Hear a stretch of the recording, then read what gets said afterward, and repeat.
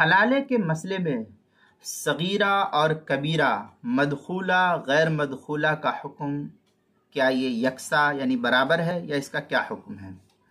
چنانچہ 3 طلاق سے بیوی حرمت مغلظہ کے طور پر شوہر پر حرام ہو جاتی ہے۔ اب بغیر حلالے کے شوہر اول سے نکاح نہیں ہو سکتا ہے، اور اس حکم میں سب عورتیں برابر ہے، خواہ بالغہ ہو یا نابالغہ ہو، مدخولہ ہو یا غیر مدخولہ ہو۔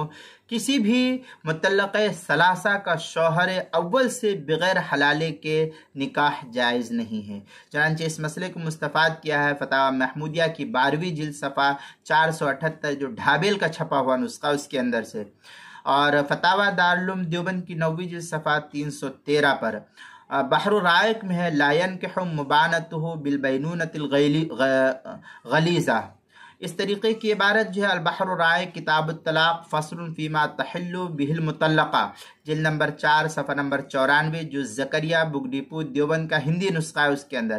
در مختار ما شامی جو زکریا بک ڈپو جو کراچی کا چھپا ہوا نسخہ اس کی 3ری جلد صفحہ 413، اور بدائع الصنائع اس کی 4تھی جلد صفحہ 411 جو بیروت کا چھپا ہوا نسخہ اس کے اندر۔